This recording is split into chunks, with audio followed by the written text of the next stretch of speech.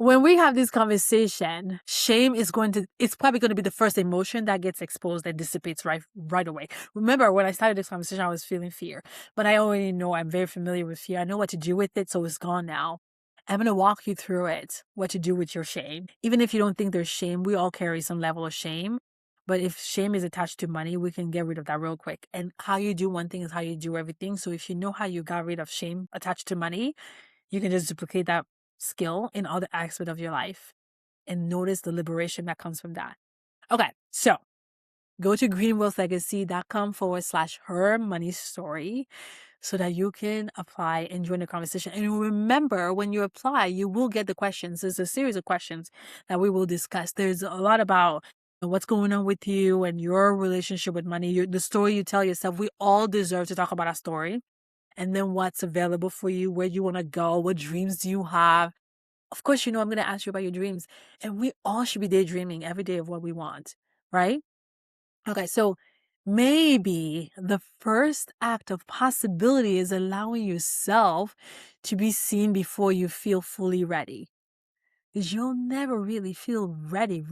You feel ready after you've taken action because that's the confidence that feels ready. So maybe this is your first act of possibility by jumping into something before you feel fully ready, because that's exactly what I'm doing with this episode. I am showing up here before my brain agrees that I'm ready.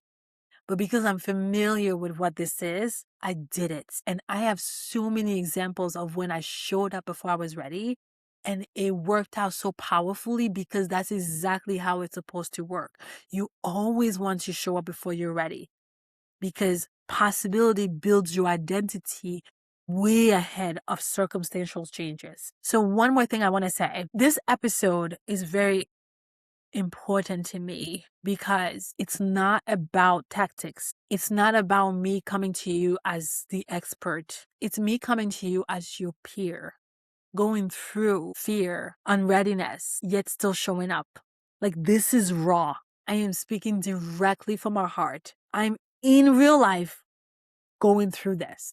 So you're coming on this podcast and having this conversation with a woman who relates to you 100%, who is emotionally congruent, because I'm doing this work in real life with you. This is the work, being present, being alive, being human, tapping into our imagination, our gifts. We're so honored to have that gift.